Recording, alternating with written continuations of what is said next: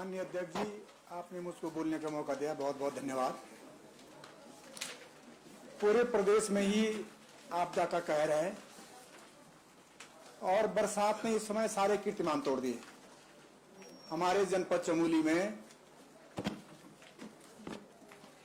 आपदा ने इतना नुकसान लोगों को पहुंचाया, खेत खलियान, मकान, गौशालाएं सारी क्षतिग्रस्त हो गई हैं।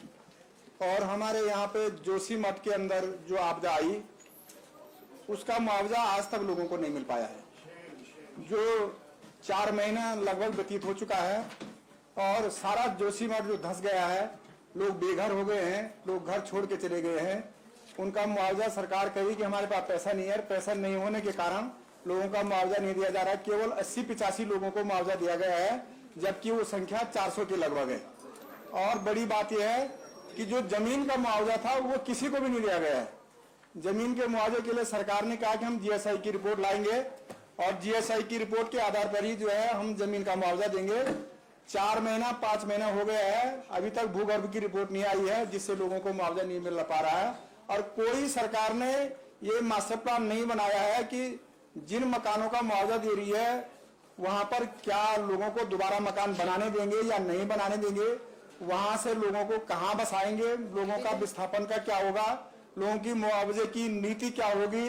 और बड़ी बात यह है, 2 होटल वहां पर ढह गए और दोनों होटलों को स्लैब सिस्टम बना दिया और स्लैब सिस्टम में लोगों को 10% राशि दी जा रही है, जिससे वो लोग बर्बाद हो चुके हैं।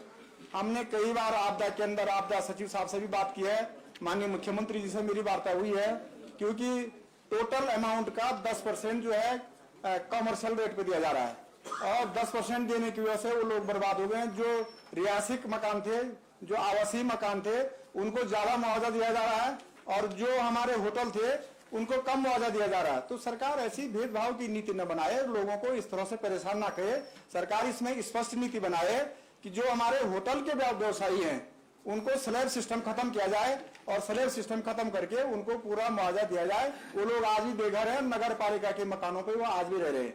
ये बनाया गया था कि जोशी मठ की तलहरी में अलकनंदा के किनारे हमारे पूरे हेलन से लेकर के और विष्णुप्रयाग तक जो है इसका जो है तटबंधों को बनाया जाएगा, पैसा दिया जाएगा। उसकी डीपीआर बना दी गई थी, परंतु कहाँ वो डीपीआर गई, कहाँ वो पैसा गया, कहाँ वो कार्य गया, आज तक ऐसे ही है और वो डे बाय डे धड़क रहा है, खिसक रहा है। मैंने देखा अभी सुनील के अंदर बहुत बड़ा भूत धसा हुआ है, जिससे कई पेड़ निकल रहे हैं, बड़े बड़े बोल्डर निकल रहे हैं। अगर वो बोल्डर अगर नीचे आएंगे तो शहर को बहुत बड़ा नुकसान होने की उम्मीद है। इसलिए सरकार इस पे तत्काल कोई नीति बनाए और लोगों को विस्थापन करे। सब में बड़ी बात यह है कि जोशी मठ के लोगों का विस्थापन हो और उसी के साथ साथ दसोली में लांडगोली, किरुली, कम्यार, हमारा आगथला, रेतोली, रेतोली, हमारा मायापुर, बटुला, गोडोरा, इन बस्तियों में इतनी भयंकर बाढ़ आई है, इतना भयंकर भूस्खलन हुआ है कि लोग बेघर हो गए हैं। लोगों के मकान मलबे में दब गए हैं और मलबे में दबने के कारण लोग अपने घरों को छोड़ करके सब भाग गए हैं। सरकार ने कैंप तो बनाए हैं कि लोग यहाँ रहो, स्कूलों में रहो, होटलों में रहो, परंतु न वहाँ पानी है, न खाने की सुविधा है, न बिजली की व्यवस्था है, न पानी की व्यवस्था है। ऐसे ही जानवरों की तरह ठोस रखा हुआ। तो ऐसी स्थिति में लोगों का जाना बहुत मुश्किल है। डुलान-डिगोली में लोगों की जितनी आवासीय जमीन थी, जितनी अपनी जमीन थी, गौशाले थे, सारे खत्म हो गए हैं। मुआवजे के लिए बोलो तो मुआवजे के लिए कह रहे हैं कि एक खेत अगर बहेगा तो एक नाली पे 50 रुपए मिलेंगे बोल रहे हैं या 30 रुपए मिलेंगे। ये सरकारी रेट बना रखा है और हमारी पहाड़ों की सारी आजीविका खेतों पर निर्भर है। और अगर खेतों पे मुआवजा इस तरह से दिया जाएगा, जब खेत ही खत्म हो गया तो हमारा पहाड़ पर रहने का औचित्य ही क्या है। लिहाजा जो है उत्तराखंड सरकार इसमें कोई नए मानक तय करे और नए मानक तय करने के अनुसार हमारे खेत खलिहानों का पैसा मुआवजा दिया जाना चाहिए।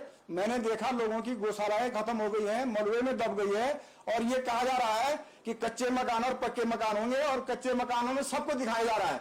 जिसने टिन लगा रखी है, जिसने अपनी पठाल लगा रखी है, उसको कच्चे मकान में लिया जा रहा है और उसको केवल 5,000 रुपए अहेतुक धनराशि दी जा रही है, जिससे लोगों में भारी रोष है।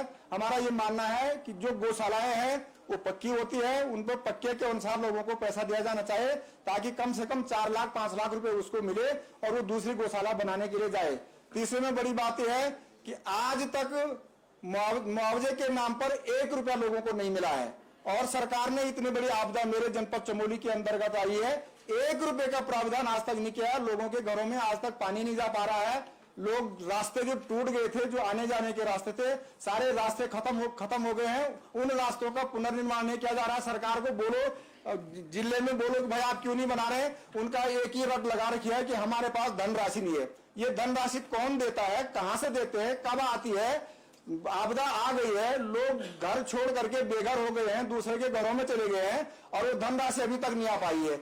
इसलिए सरकार निश्चित करे कि तत्काल उसमें धनराशि आवंटित करे और लोगों की जो परेशानी है, जो लोगों को आने जाने की दिक्कतें हो रही है, उन रास्तों का निर्माण करे। ऐसा मैं मानता हूं। हमारे यहाँ एक कोंजपोथनी गांव है जिसके दोनों तरफ नाले आ गए हैं और दोनों तरफ नाले आने से गांववासी जो है शेष जनपद से संपर्क कट गया है और वो लोग कहीं नहीं जा पा रहे हैं। ऐसी स्थिति में लोगों को खाद्यान्न की भी संकट पैदा हो गया है। गाड़ियां नहीं जा पा रही हैं। गाड़ियां जो है जो जहां गई थी वहीं फंस गई है।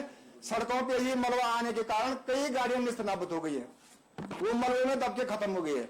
मैं ये मान के चलता हूं कि सरकार उन सड़कों का तत्काल निर्माण करवाए, उन सड़कों को खुलवाए और उसमें धनराशि आवंटित करे और जो गांव हमारे आपदा से ग्रसित हो गए हैं उन गांवों के लिए तत्काल एक बृहद प्लान बनाए और उनके लिए पैसे की व्यवस्था करे। और मैं ये भी मानता हूं कि अब पैसे की व्यवस्था ये होनी है कि उनका विस्थापन होना है। बिना विस्थापन के कोई भी लोग उन परिस्थितियों में आज की तिथि में वहां पर रहने लायक नहीं है। और मेरी मांग है माननीय अध्यक्ष जी, आपसे हमारी बात को सरकार तक पहुंचाएं कि जब तक वहां धनराशि उपलब्ध नहीं हो जाती है, मैं समझता हूं कि वो गांव और वो लोग, वो जनता वहां रहने की स्थिति में नहीं है। इसलिए उनका मुआवजा तो दिया ही जाए, उनको मुआवजा तो दिया ही जाए। और सरकार का बड़ी बात यह है, सरकार बातें बड़ी ऐड लेती है, बड़े पेपरों में छपवाती है, पर मैंने ये कहा कि